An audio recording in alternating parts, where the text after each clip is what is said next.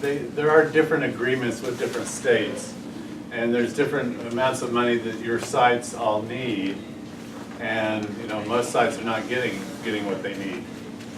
The other part of this is to improve contractor performance oversight. That's DOE is kind of self-regulating, unfortunately, and especially when it comes to radionuclides. DOE is the sole regulator of itself, which means one of two things: either there's no regulation going on, or they're getting away with murder. Yep. Yeah, so every year they add up this number of how much is left to clean up, and this is the Cold War figures. Let's see here. I've got a little chart here. This is from 2016. Anyway, the liabilities, the environmental liabilities, as you can see, are going up every year. This number represents, this big chunk here, 360 million, is, the estimate, this year's estimate of what the cost to clean up the Cold War issues are. So, we used to just say it very succinctly, clean up, don't build up. And but every year the estimate increases. Last year it increased by $26 billion. And their annual funding is about $6 billion a year. So you can see, you do the math, they're never going to catch up. So this is what we need to do. We need to make cleanup of the Cold War nuclear weapon sites a priority. This just shows how the environmental management is just the estimates go up every year. And here's kind of a list that's on your sheet.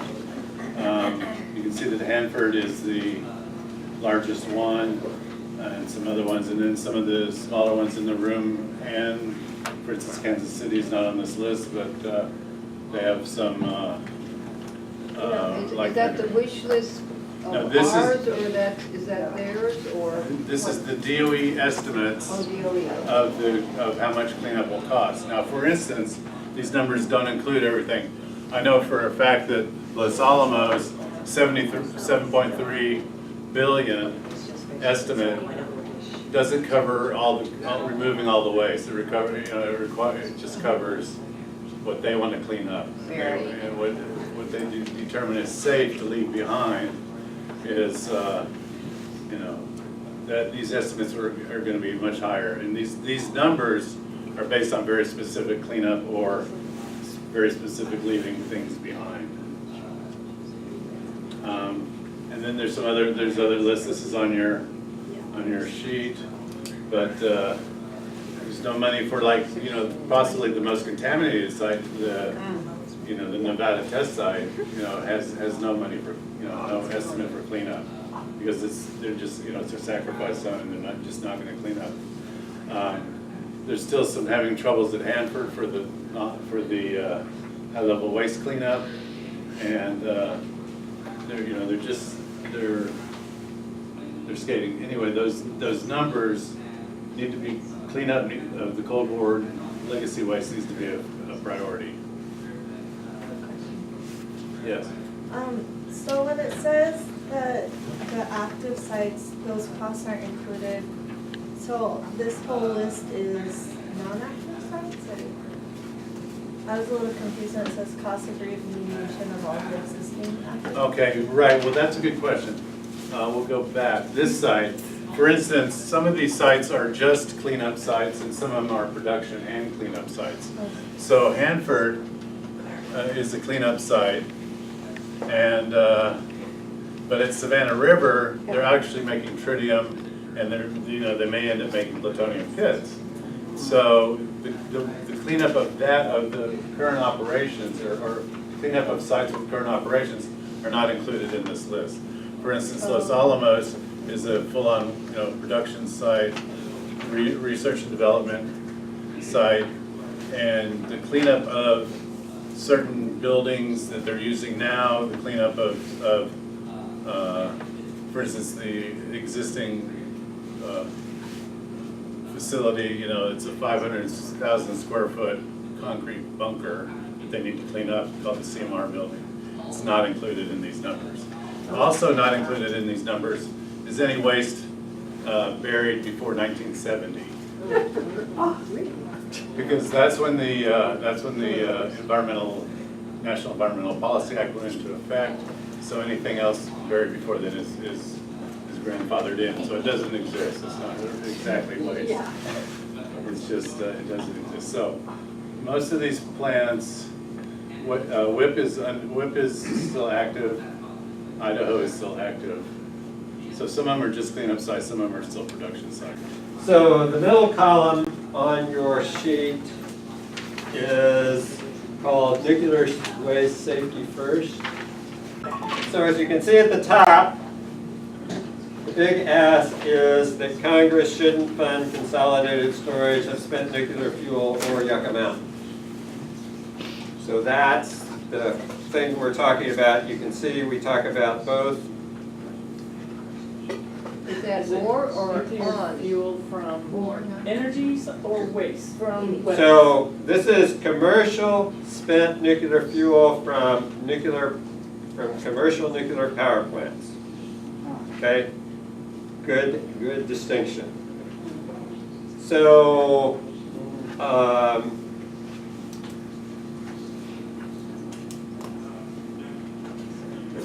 without going too far back. So we've had a distinction in this country essentially from the beginning of defense spent fuel for nuclear weapons and commercial spent fuel from the power plants. Okay? We're talking about commercial fuel from the commercial nuclear power plants. Okay? So there are 110 nuclear power plants that have operated at one time or another in this country. They've created 80,000 metric tons of very highly radioactive spent fuel, nuclear waste, irradiated fuel. Most of that fuel is at the power plants. 121 sites, Reactors. Some sites have more than one reactor. 39 states. Yeah.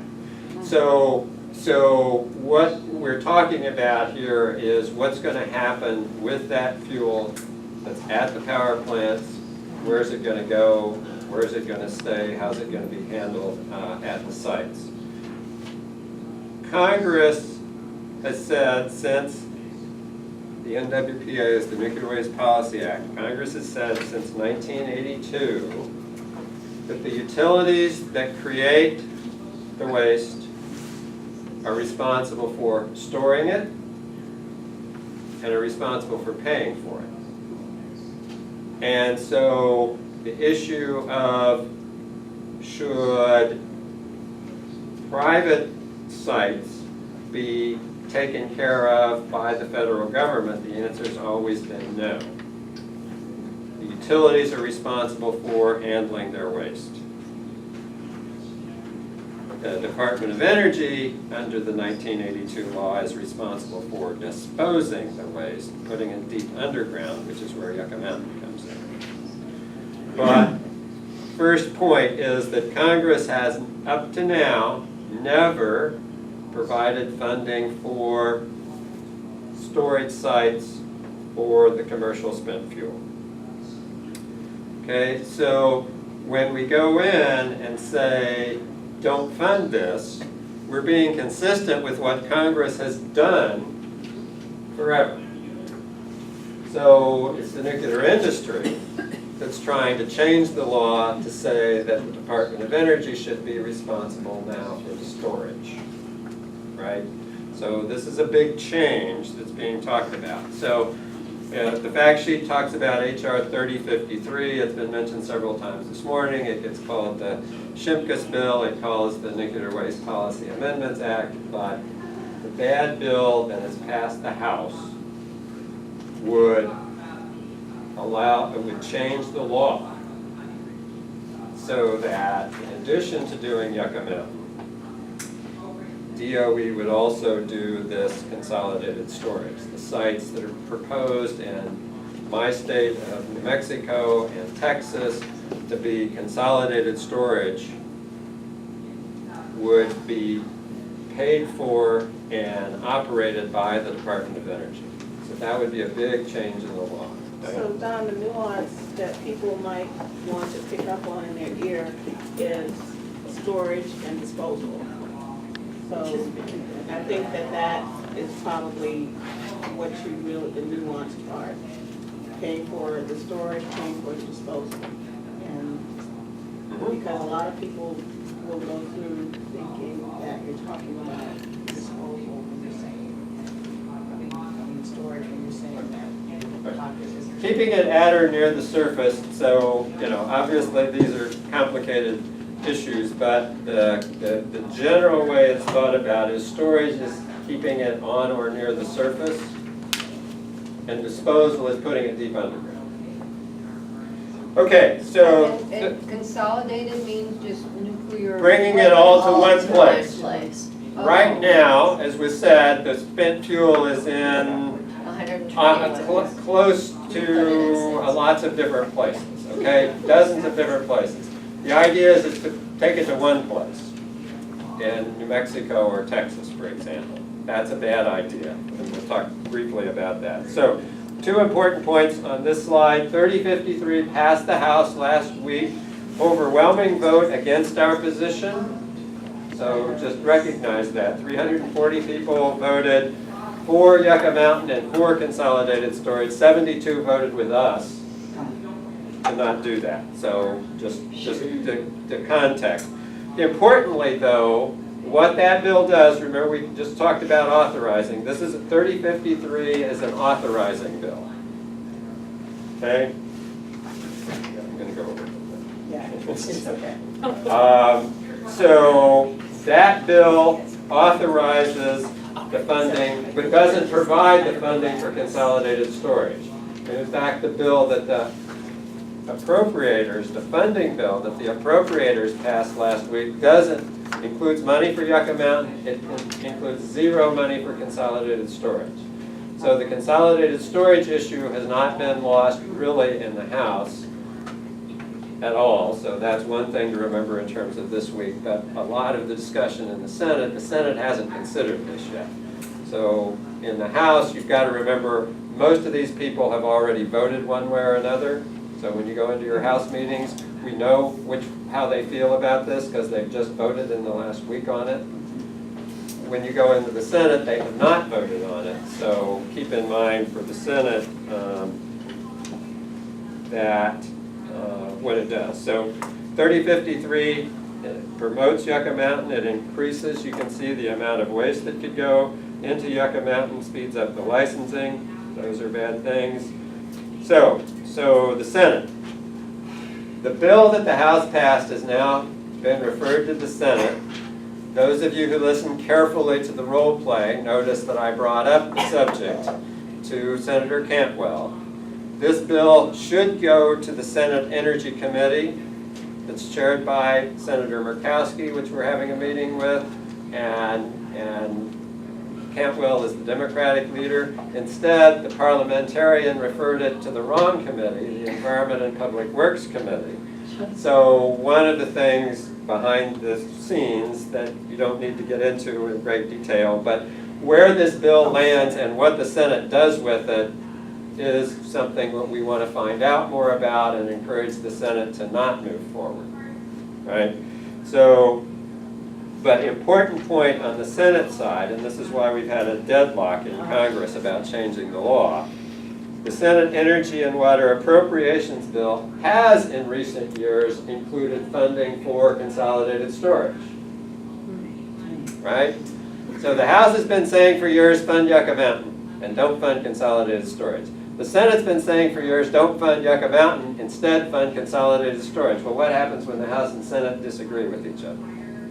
Nothing happens. Nothing happens. That's been good. I mean, it's bad in the broader sense, but in the sense of rather than them doing something horrible, they have not done anything. So The question this year is whether that stalemate's going to be broken. So just to remind people, these are existing storage sites. These are sites that have been licensed by the Nuclear Regulatory Commission. Those of us in the West always like to point out the 90% plus of the commercial spent fuel is in the eastern half of the country. Less than 10% is in the western half of the country. So where do they want to put it? In the West. You got it. Sacrifice someone in your state. Okay. So remember, we don't want them to fund either Yucca Mountain or Consolidated Storage, right? So Congress has never, first point was they've never funded Consolidated Storage. Congress for many years did fund Yucca Mountain, but they haven't funded it since 2010 because of this conflict that we just talked about. House wants to do Yucca Mountain, Senate doesn't want to do Yucca Mountain, okay? This year, the House appropriations bill that just passed last week included $247.7 million for Yucca Mountain. That's $100 million more than even President Trump asked for. That shows you how the House really does want to do Yucca Mountain. So keep that in mind in meetings with House. They really want to do Yucca Mountain. But the Senate, remember, hasn't been funding Yucca Mountain. So one of the things that we're going to see and find out a little more this week is what's happening with that. Again, just in terms of things happening this week, the Senate version of the bill is going to be considered this week. So we'll see. Tuesday is the subcommittee markup, Thursday is the full committee markup. So we'll see what happens. So when you're talking to senators, particularly if they're on the Appropriations Committee, talk to them about that. Yucca Mountain's a bad site. Why? We won't go into a lot of detail. State of Nevada, Western Shoshone, Southern Paiute tribes. The huge majority of the people of Nevada say no to Yucca Mountain. So it doesn't, on the one hand, Congress can say all at once, we're going to do Yucca Mountain. Yucca Mountain's not going to happen, so it's a waste of money. But, just again, to show you the politics, the state of Nevada issued a veto, as they were allowed to do in 2002, and you can see the votes. House and Senate both overrode Nevada's veto. But that doesn't mean Yucca Mountain's happened, it still hasn't. Remember where the nuclear power plants are, made the point earlier. The reactors are primarily in the east, the spent fuel is primarily in the east. So, what do we want to do instead? The thing people are going to say, oh, you don't want to do Yucca Mountain, you don't want to do Consolidated Storage, what do you guys want to do? Okay. We want to do hardened on-site storage. And these are just sort of two designs of how that can be done. The utilities could do that, or Congress could encourage the utilities to do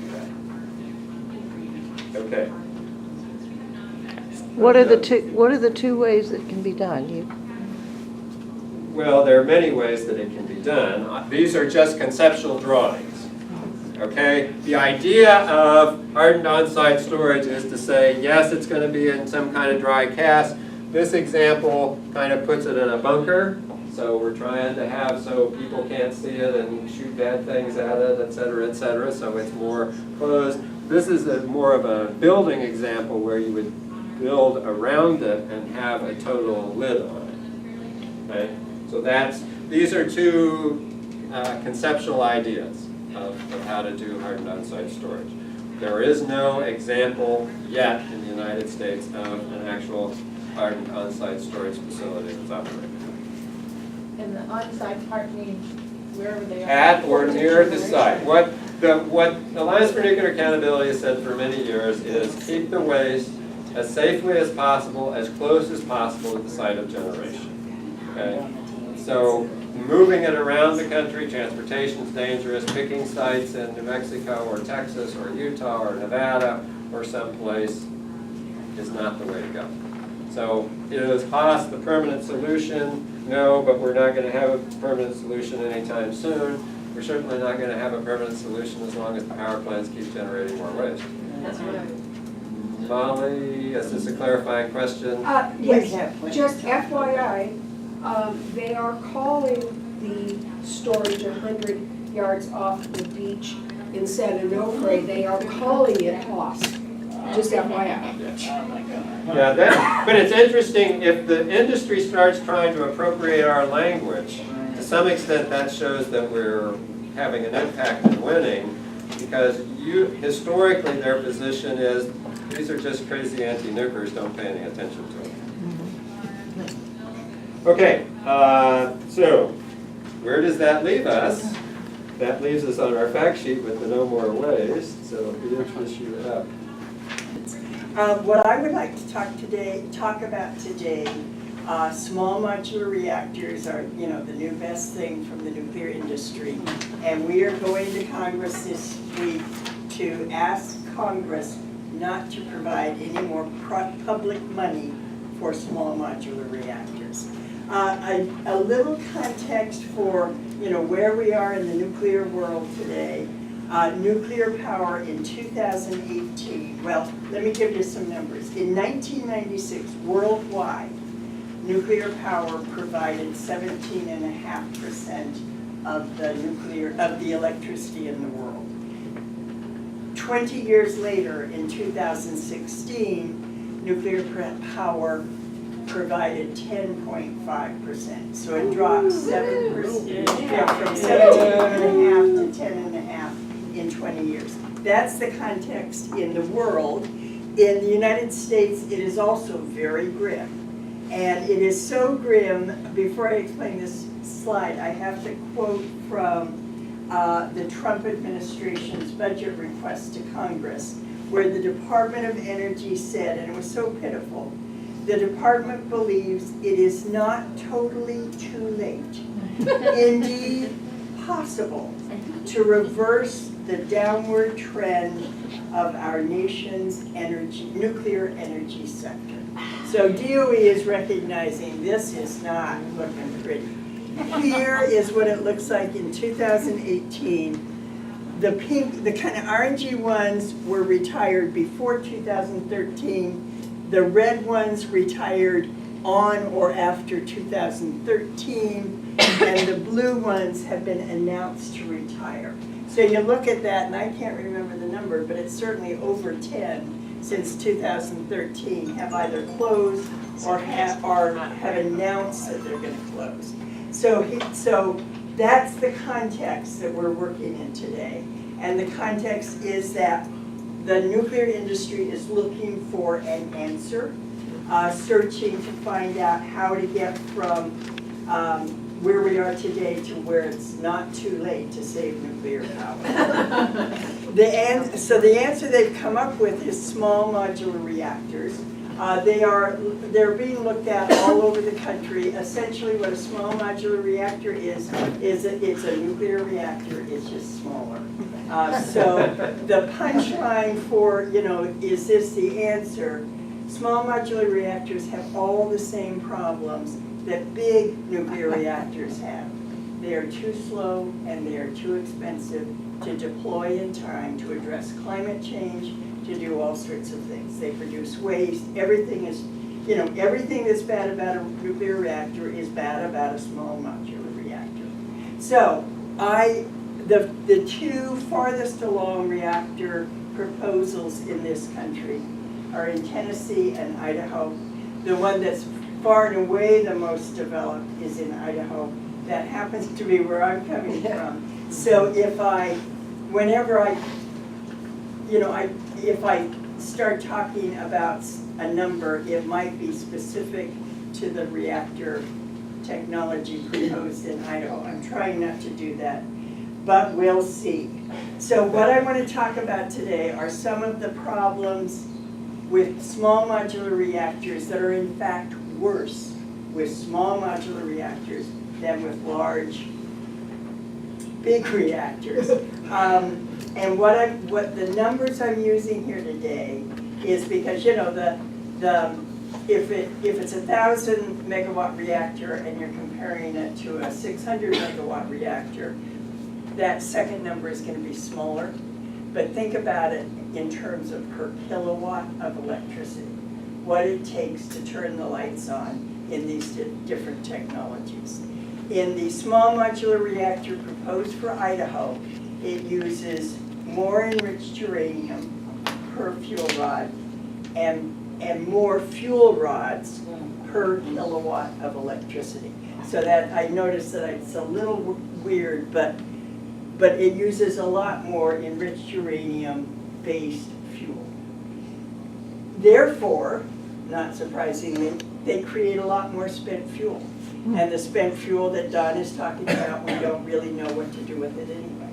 And in that spent fuel, just because of the way, in that spent fuel, it produces more plutonium in the reactor technology than is produced today in this larger technologies. I knew I was going to do that wrong. And not most important for me, but very important for anybody who lives in the West.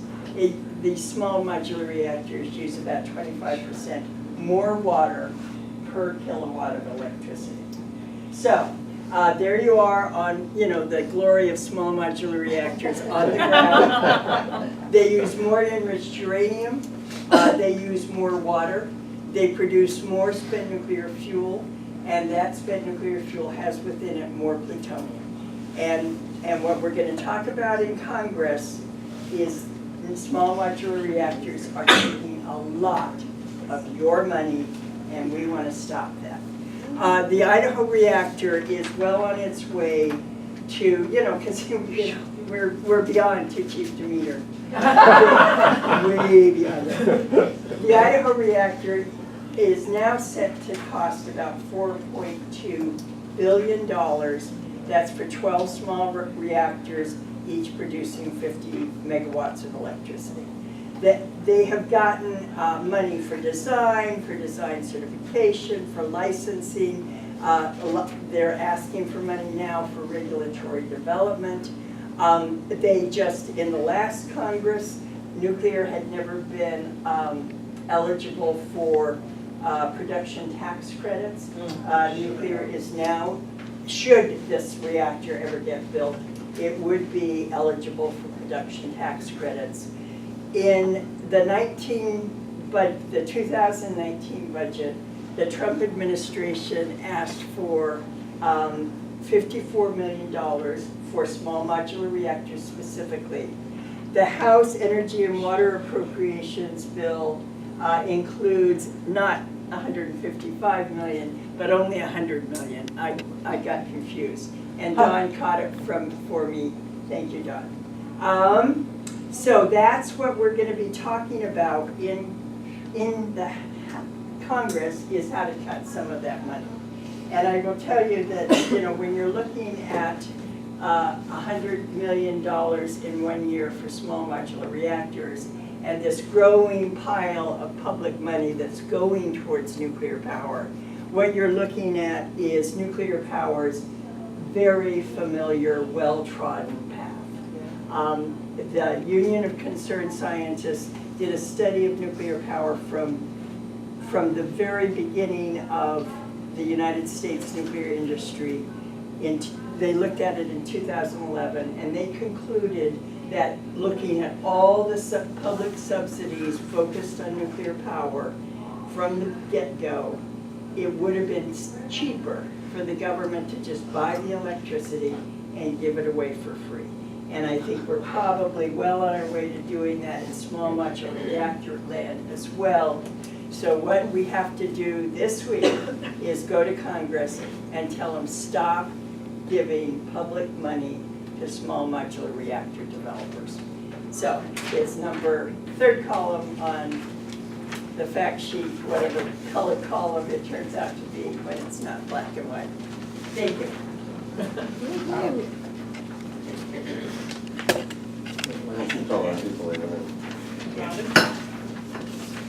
Pete,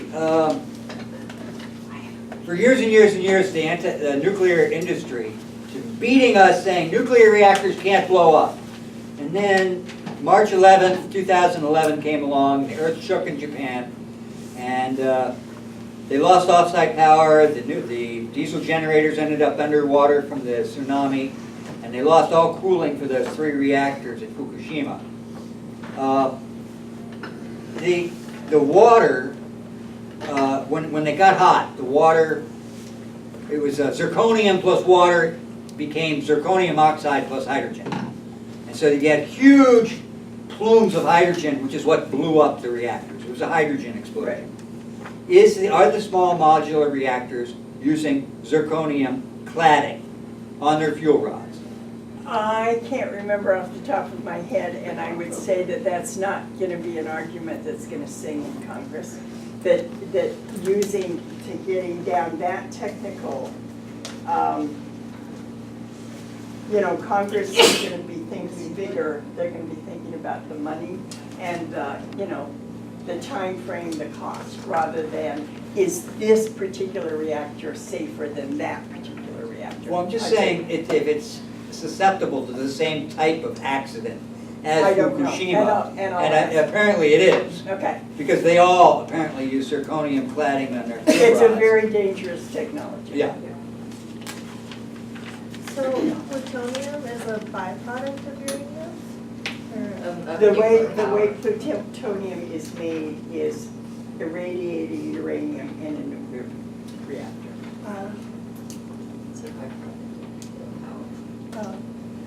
I have a question probably for Don. So I'm curious what your thoughts are about MOX and the potential proposed dilute and dispose and where that relates in all of this. I've spent an awful lot of time working on that issue, so I would love to talk about it, but not in this particular workshop because we're not. So 2 things to know. Congress hasn't figured out yet what it wants to do about MOX. It looks like MOX is going our direction, which is what ANA has said, and those of you who've been here for many years know that frequently we go to Congress saying, don't fund MOX. Right. Say what MOX is. Mixed oxide fuel, plutonium, uranium fuel, where you would take weapons plutonium, put it with uranium, and manufacture fuel rods that are plutonium, uranium fuel as opposed to uranium fuel and put them in nuclear power plants. So ANA has been opposing that for many years.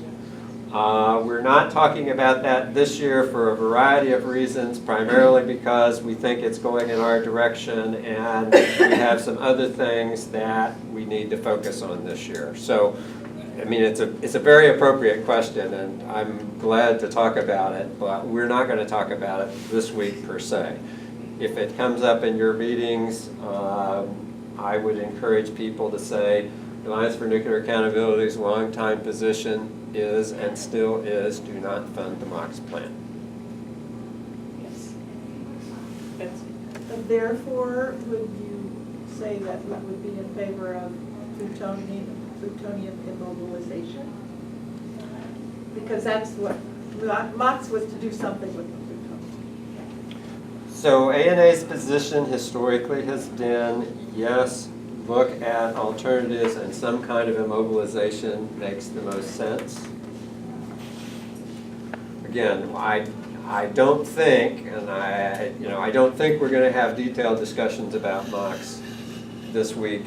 We want to have detailed discussions about cleanup, Yucca Mountain and Consolidated Storage, and don't fund small modular reactors. I would think in Georgia, that would come up. Talking about MOX and not Georgia, but South Carolina. You guys know more about a shocking announcement.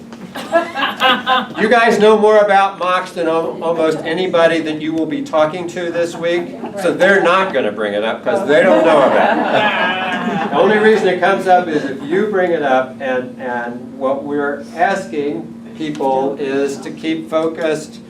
I mean, for those of you who want to talk about weapons issues, you can talk about weapons issues, and the next workshop you're going to have is going to talk about what we want people to be talking about this week on the weapons issues. But on this side, we want people to talk about the funding cleanup, to not funding Consolidated Storage in Yucca Mountain, and to not fund small modular reactors. Okay? Yes, I have a question, I think, for you, Don, just to clarify the part under the nuclear waste safety first. The polluter pays and utilities owning the waste. I understand the difference between storage and disposal, But how does that square with the payments that the Treasury's making for not taking the fuel starting in 1998? So this is an important question, Alfred, thank you, because people who are hostile to our position, so when you're in meetings and you say, don't fund Yucca Mountain, don't fund Consolidated Storage, one of the things they may come back to you on is precisely the issue that Alfred did, which is, and to sort of simplify it, the Nuclear Waste Policy Act said Department of Energy is responsible for disposal in Yucca Mountain. DOE signed contracts with the utilities to take their fuel to Yucca Mountain starting on January 31st, 1998. Where are we today? 20 years later, is Yucca Mountain open? No. So the government has contracts with the utilities to start taking their waste in 1998. What have the utilities done? They went to court and said, hey, federal government, you're in breach of your contract. You're not fulfilling your contract with us. So where Alfred is going here, when you win in court, when you're suing the federal government in ways you can sue the federal government, people know that sometimes you can't sue the federal government, but they can sue the federal government because the federal government is clearly violating the contracts they have with the nuclear utilities, right, to take their fuel. So when you go to court and you win, you get a financial settlement, right? You know, we've been putting, the nuclear utilities would put money into a fund called the Nuclear Waste Fund. We're not getting out what we're supposed to, so you got to pay us back. So the paying back of the utilities are getting is coming from the big fund out there that the federal government has to pay damages when the federal government damages you in any way. It's called the Judgment Fund. The point, so they say, well, wait a minute, we're paying all this money to the utilities. Don't you want to stop us?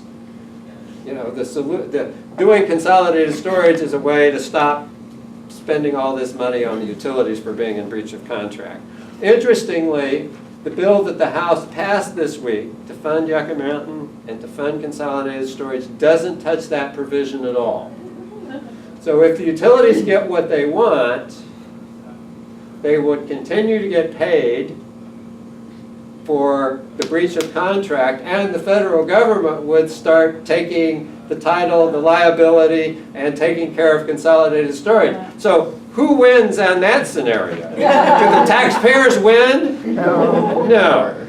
So I mean, what I just said is way more complicated than you're probably going to be able to say to a staff person. What I would say when a staff person or a member of Congress or Senate says, you want to just keep wasting judgment fund money, to say, no, we don't want to continue the judgment fund, which is why we need to move toward hardened on-site storage so that we have a safer way to store the fuel and to change the law so that we could pay for that, to stop the fines from the judgment fund. But the bill that the House passed does not fix the paying taxpayer money from the judgment fund at all. Is everybody totally confused? No, that makes sense. Okay. There's always more money being sucked away than we think. Thank you, Ellen. Excellent point. I have a question for Scott regarding the fund cleanup. So there's a paragraph on the back page in the fertilizer column that I was a little confused about when I was reading it on my own. Okay. It talks about how DOE often misses the milestones, which results in fines, revisions, and agreements. So I was a bit confused how that turns into fines and revisions due to the negotiations they make with the state. Yes, thank you. DOE has contaminated basically every site that they've ever worked on for the Cold War, and there was 120 of them at least scattered around the country back in the height of the Cold War. A lot of the sites, the larger sites like Hanford, Los Alamos, have cleanup agreements. The state has come forward and said, you know, you guys are not, DOE's not cleaning this up quick enough, you know, let's have an agreement here. And for instance, you know, I'm more familiar with Los Alamos than I am Hanford. Hanford has like the poster child for tri-party, for state agreements. So that, like at Hanford, the state, EPA, and DOE have entered into an agreement to clean up the waste at a certain point. Idaho also has a very good state agreement allowing, saying the waste has to leave the state, you know, it can only be in the state a certain amount of time, and stuff like that. So, and Los Alamos has a milder version of that. Now what happens is that there's usually fines attached to these. Are there fines attached to the Idaho? Yeah. And so, you know, so they're very complicated and they're very kind of specific. The point is, the DOE and the Congress is not funding enough money to even meet these minimum requirements for the state agreements. Some of the states, like Idaho, has been holding pretty steady and you know, holding DOE to the fire. However, Hanford and stuff is kind of slacking off. So it's a milestone. It's a state milestone. The Congress needs to fund those, and there's always, it's always a fallback, you know, if you're in a meeting with Congress to say, you know, why would you fund, you know, small modular reactors when, you know, we have this $300 billion mortgage from the Cold War looming out there that's going up every year? Why would you fund Yucca Mountain when, you know, we have this, you know, $300 or $400 billion cleanup tab unaddressed, you know, or slowly addressed, you know, at $6 billion a year, you know, is what they're spending, and you know, it's $400 billion. So, you know, that's that. So there are agreements. The states have tried to, you know, hold DOE accountable, but they're not. DOE is just so, what's the word? Just so stubborn. Blind or something. Yeah. Slackers. Yeah. So when they don't have enough That's their funding, recycle that's money when they goodbye. get the fine? Yes. And it's different for different states, but, you know, yes. Yeah, just a report from Vermont Yankee, which was closed down in 2014, and there's been squabbling with the cleanup, the private cleanup outfit.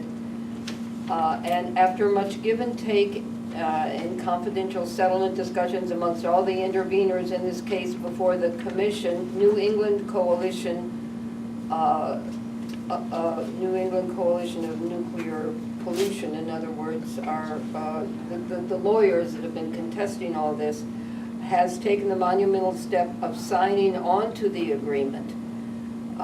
We will no longer be adversaries, and the New England Coalition will do its best to help North Star achieve a state-of-the-art, best practices, and environmentally responsible decommissioning as free of nuclear pollution as it can possibly be made. So I'm wondering whether any of you know of this, and I think, you know, I mean, they were talking about rubbleization for a while. I don't know whether that has prevailed, but they're storing it, all the fuel rods in, what do you call it? Dry cast storage. Is it called Holtec? Yes. Holtec is one of the companies. Which they seem to agree with, but that could end up being moved ultimately if some other larger decision comes down.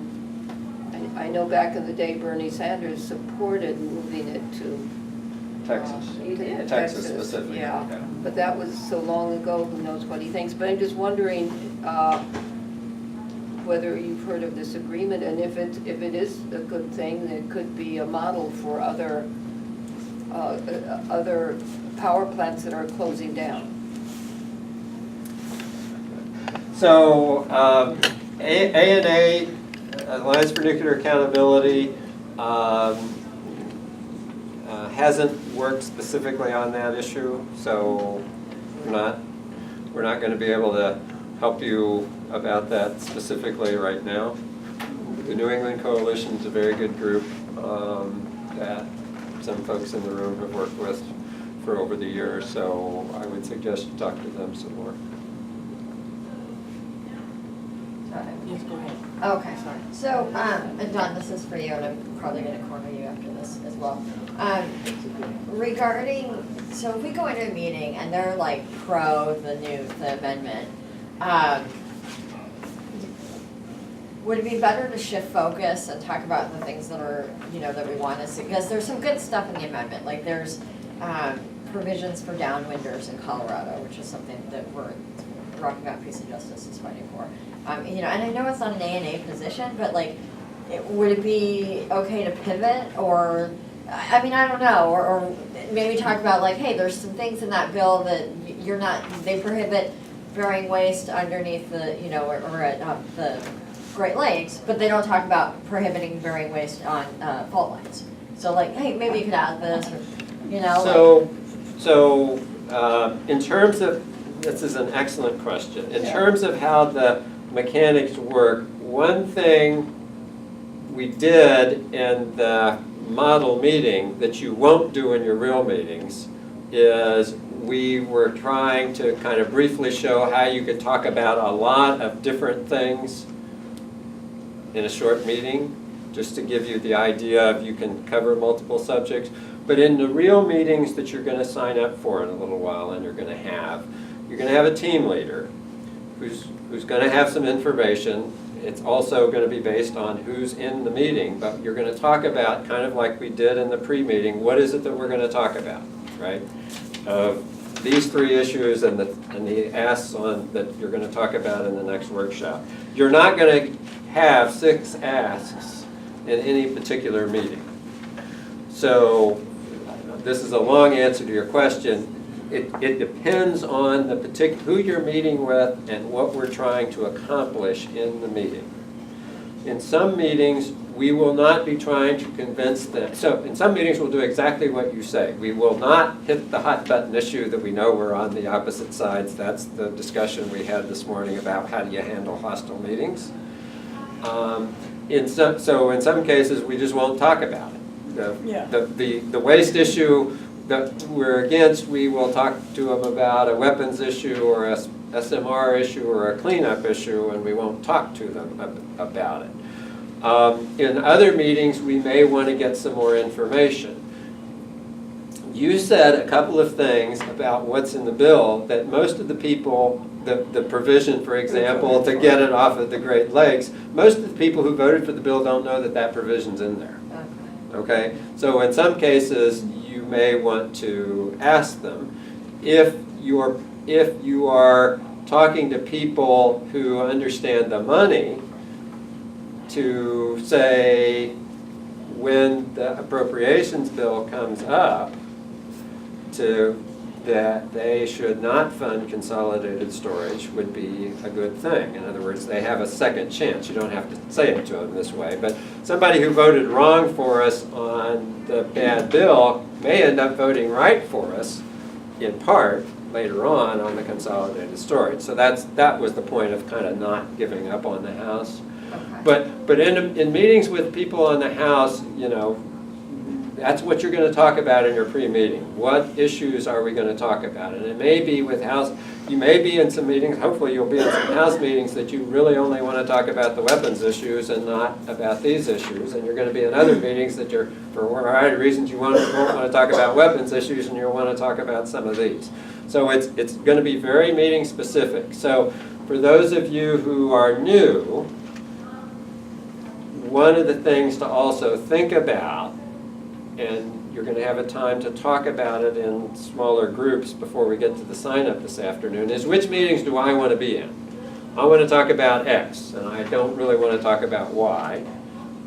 Which meeting should I sign up for so I will be able to talk about some of the things I am most interested in? That's perfectly appropriate. We're not, there are more than 80 meetings. If you don't want to sign up to go, you can't sign up for every meeting. You may want to anyway, because some of them are going to be exactly the same time, so you're going to have to choose. But it's appropriate to think about which meetings do I want to sign up for because I'm interested in X. So that's another way. But the other thing we're trying to do is we hope you will have enough familiarity with all of these things that if you are in a meeting, you can talk, you yourself will feel comfortable to say something about whichever of these things are the subject of the meetings. Does that help her do that? Ms. Ellen? Earlier, there was discussion about HR 3053 and the bundling of the amendments and defeat of them en masse. And I was wondering, is there any way to resurrect those if there's any of them that got defeated? Or how does that work? Not on the House, not this year, because the House has passed the bill, so they voted on it, so it's over and done. On the Senate side, we actually hope that the Senate doesn't take up the bill at all and just nothing happens, okay? If there are amendments, if the Senate is going to consider it, then insofar as there are things that could make the bill better, that would be something that you could talk about. Because we're talking pretty high level this week, we're not going to be negotiating amendments this week with members of Congress. So I would encourage folks to try not to get into that level of detail. Our best hope this year is that we keep the stalemate. Remember, we've got a president that wants to do something we don't want. Well, lots of things that we don't want. Okay? Everything. So the president is not on our side most of the time. Most of the time, the majority of the House and Senate are not on our side. So sometimes the old phrase about do no harm or do no more harm. So in some cases, if we can help this week have Congress do no more harm or do less harm, we should think about that as an accomplishment. I know that doesnn't sound real earth-shaking in some ways, but sometimes you know, keeping them from doing a bad thing would be a win. The other thing that's important, in addition to having a chance to tell them what you think, you know, that's part of democracy too. We can disagree with each other. But the other thing, in some cases, we're going to want to get information from them. And Mary Leah said it really well in the other meeting. See if you can connect with them to find out why they think some of what they think. That's useful information we can use down the line. So if people try to throw us off our game, like, I noticed there's more storage in Yucca Mountain they want, because people used to say, oh, it'll be filled right away when it opens. Our people would say. Other people would say, years ago anyway, oh, we could take it on half of a football field. That's all the nuclear waste we really have. So what is the truth?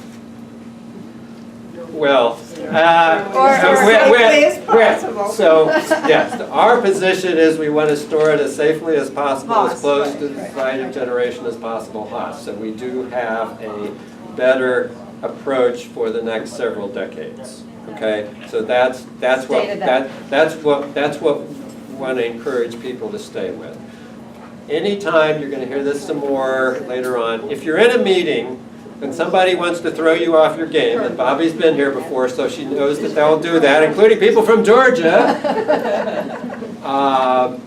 Don't keep on our game. That's why we want to try to keep people on the things that we want to talk about. When you don't want to talk about something, what do? Try to change the subject. If a member of Congress or a member of Congress's staff doesn't want to talk about what you want to talk about, what are they going to do? What do we want to do? Bring it back. We want to bring them back to the subject we want to talk about. Time for break. Okay, thank you, Ann. Thank you, guys. Good audience. Good audience. You guys